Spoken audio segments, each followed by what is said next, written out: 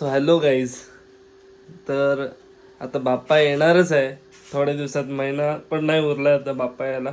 So आमच्या घरात आता तयारी चालू झाली आहे बाप्पाच्या आगमनाची.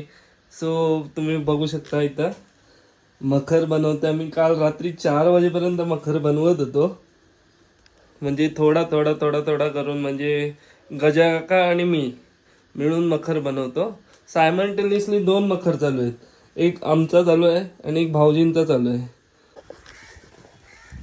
सो गाईज, जसा मी बोललेलो तुम्हाला की आपली गणपतीची तयारी चालू झालेली आहे. सो आता मी चाललो आहे आपल्या ढोलकी रिपेअर करायला. म्हणजे ही तर जुनी ढोलकी आहे, एक नवीन ढोलकी आहे.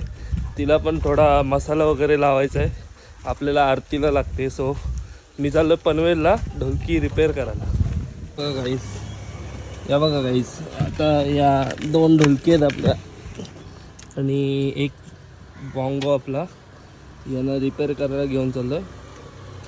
बॉंगोचे पानं बदलायची, या ढोलकीला मसाला लावायचा आहे, त्या ढोलकीचे पानं बदलायची.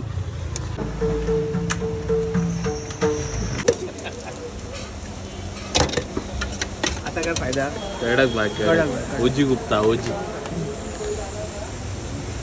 माझा ब्लॉग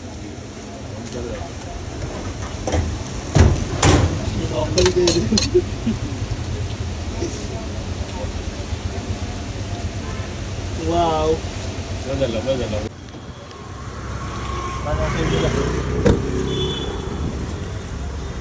हा